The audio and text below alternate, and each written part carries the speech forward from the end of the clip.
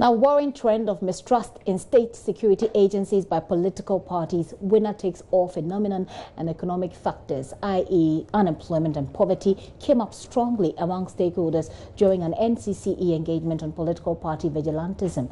According to the NCCE, it emerged among the 12 stakeholders that the constitution of the Police Council and the dominance of political appointees to head security agencies have allowed these groups to fester.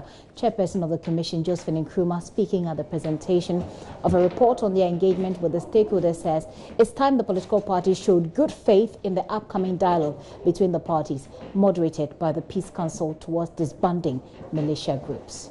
We would call on all political parties to come to that table in good faith and begin to commit to a process of disbanding party vigilantes in our body politic. The lip service to the disbandment or to the negative aspects of vigilantism can no longer be tolerated. And as we sit here, let us, with a renewed sense of commitment and vigor, continue to speak up and sustain this important national discourse. Otherwise, as 2020 approaches, when even the IGP and some of his officers have expressed worry that either we find a resolution to this or 2020 there will be an explosion, then we know that this indeed is a matter of urgency. Josephine Nkrumah is head of the NCCE. Well, some measures that the NCCE is recommending is for the Small Arms and Light Weapons Commission to embark on an exercise to retrieve all illegal arms in the possession of these militia groups. The commission further recommends the kingpins of political parties who sponsor those groups to withdraw their sponsorship and instead channel that funding into sustainable employment avenues for the youth in these groups. Imurana Mohammed is Assistant Director, Programs Department at the NCCE. With immediate effect, we think that the two main political parties should heed to the call, the unanimous call, including themselves, for unconditional disbandment of the vigilante groups.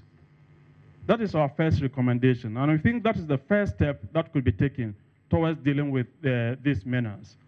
Then the Small Arms and then Light Weapons Commission, upon disbandment, some of these groups hold weapons that are deadly. You can't just go and hang it in the room and every day be looking at it. There should be a way to retrieve it. And then so we are encouraging the Small Arms and Light Weapons Commission to embark on an exercise towards retrieving these weapons from, the members of the vigilante groups. We also heard from the consultations that within the parties themselves, there are some kingpins. They hold money. They are money bags. They sponsor the groups, right? We are thinking that instead of, sponsoring such things, why don't you engage them in a very constructive way by giving them employment? Because for us, election is just a simple thing. It's using our thumb to select the leaders that we want. It's not muzzle flexing exercise.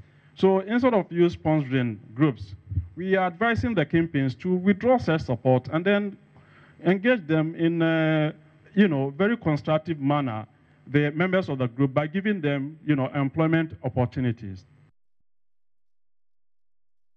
JoyNews hashtag disband party militias now. You want to join that hashtag as we wait for that crucial meeting to move the conversation forward.